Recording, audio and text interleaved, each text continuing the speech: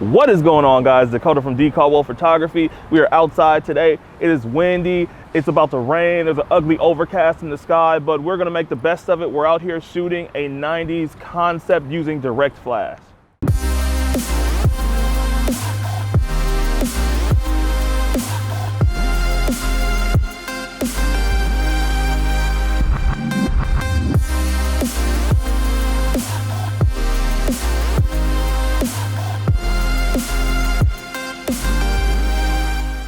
I created a poll on my IG asking folks if they thought that direct flash had a professional look to it, if they preferred it or not. I also asked for some folks to elaborate on some of their answers so it could be included in this video as well. The ones that you're seeing on the screen right now, you know, it's a mixed pool of different things. Some folks love it, some folks don't. And again, that's a melting pot called photography. But the overall consensus that I did end up getting from this poll was that a lot of folks thought that direct lighting makes your photos look flat. And if not done properly, they're absolutely right. They can make your images look a little flat. And I want to elaborate a little bit on that. So do you guys know when you go to the DMV to get your driver's license or your state ID or anything like that, and they just put you in front of the little just backdrop, white backdrop, and they snap the photo, right? That photo is extremely flat because the lighting, the direct light is literally just smacking dead onto your face. And the direct result from that lighting smacking directly onto your face is that you lose the shadows and contrast in your images, therefore making the images kind of look flat and lifeless. Hey, but I'm gonna take us into some of the behind the scenes portion of the shoot.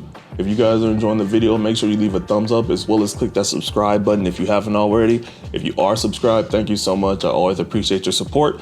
And yeah, let's hop right into the video here. Check out some of the images. And I hope you guys enjoy. Using some direct lighting, it'll be kind of like that whole, like the same lighting they use in like the 90s, like shoots and whatnot.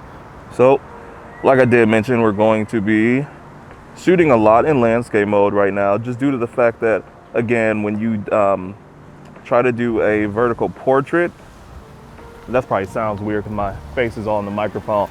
We tried to do, it didn't sound weird? Okay, cool. When you try to do a vertical portrait with this, I'll show you an example too on the screen when we get to that part, but the flash only like illuminate half their face. So I do have my X2T trigger, and we'll put that on and have that communicate with the speed light.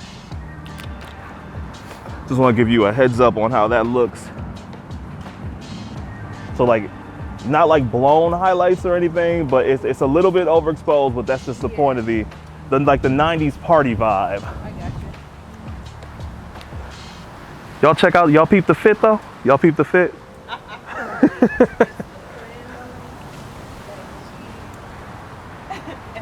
She making this work for the shoot today. All I had to do, like I said, she said yes before like the inspo pictures even sent through. So like, again, get you somebody that believes in your vision.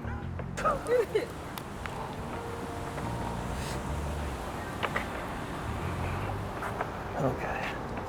Oh yeah, this is gonna be good. All right. 1, 2, 3. Hold up. Hell yeah, okay. It's usually a lot easier when you have a light stand to do this, but hey man, we out here working what we got.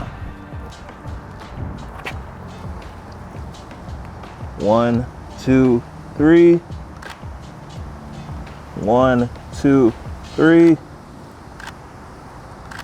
1 second. Sometimes it's not firing.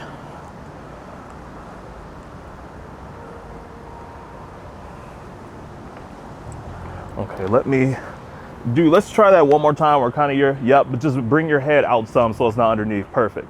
That's, yes, good right there. All right, 1, 2, 3.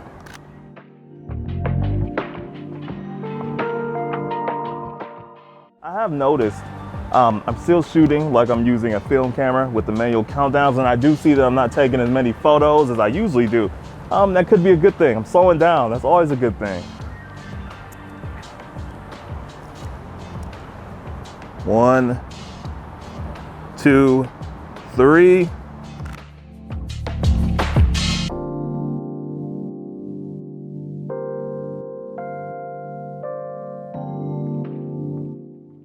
Like kind of those old school, I don't know, like those department store commercials where you're just out here chilling. I love it.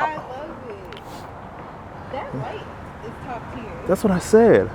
Top tier. And this is like a real cheap like speed light that I bought when I first started photography. Yeah, like this is, that's some vintage. I like it. These are good. Okay. Let's, yes, keep working that. And then we can start migrating towards some of the flowers and stuff over here too.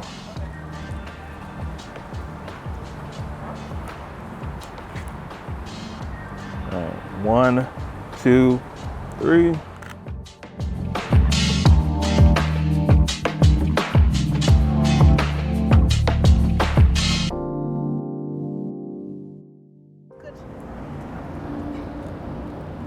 You in there? Yeah. Okay.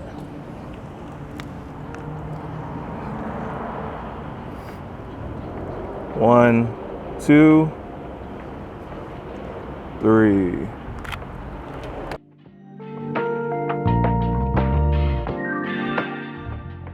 One, 2, 3.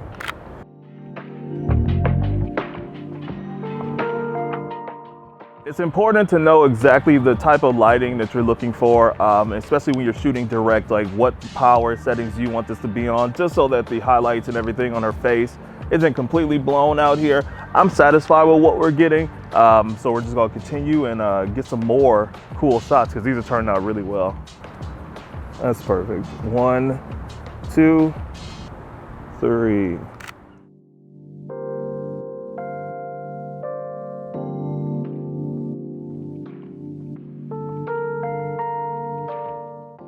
Okay, bet. Let's we can try our little garden walk section here.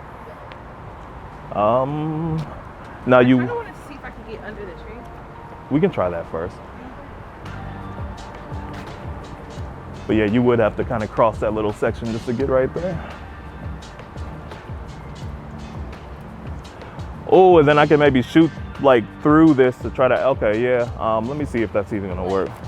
Yes, no, I feel you. You get what I'm saying? Yes, I can see the vision without you actually, it's just positioning. All right, 1, 2, 3.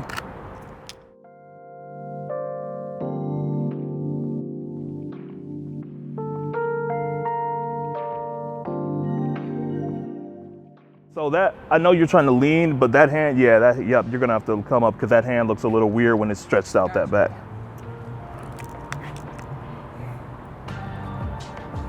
Thanks for telling me. Yeah, I got you. 1, 2, 3.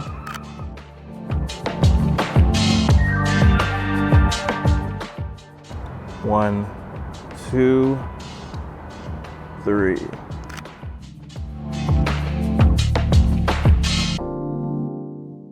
So we migrated now to some more of the urban sections of the area that we're shooting in. What we're gonna do right now, I have the 105 on, so I'm going to do like kind of a paparazzi walking sequence. I'm gonna have to step back quite a bit because of the 105. I'm actually gonna turn this into black and white too, and we're gonna see what these look like. Some TMZ like 90s black and white. Did TMZ exist in the 90s?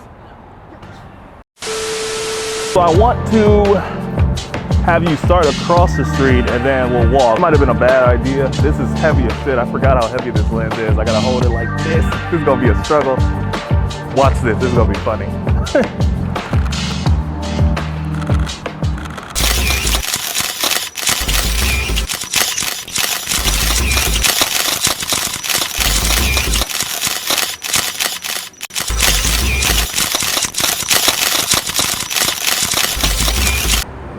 I don't think I have it flashed on you here. All right. 1, 2, I lied, sorry. 1, 2, 3.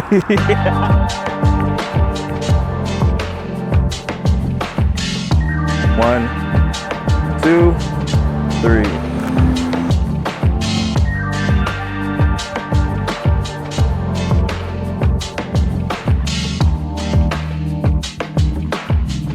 One, 2, 3.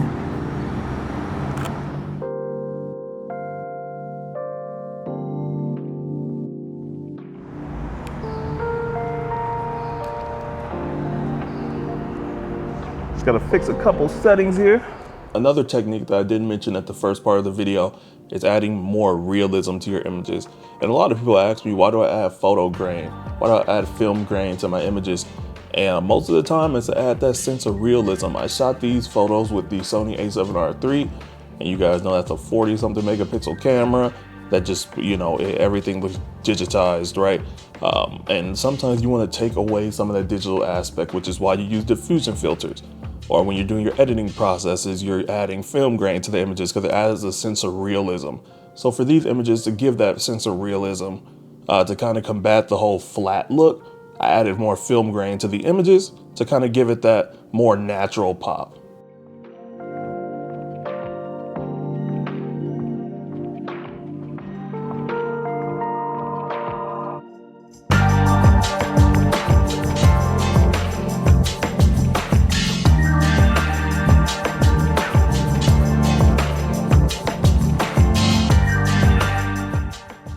As always, guys, thank you so much for watching. I had a lot of fun creating this photo shoot here. The images turned out great. The direct lighting was on point. Even the ones that were a little bit overpowered, I still felt after a little bit of editing, I brought them back to life. And overall, I just enjoyed the aspect of creating, again, with my digital camera. Y'all know I've been on my Mamiya for the past 2.5 months or so, which has been great, but it's always fun to switch it back and forth and really kind of just get the images like right on the scene instead of having to wait for your film to be developed. So let me know in the comments what you guys thought of the video, what you guys think of the photos, and just some of the techniques on how to avoid some of that flat looking images when you are shooting in specific scenarios. So thank you again. Make sure you like and subscribe, and I'll catch you on the next one. Peace.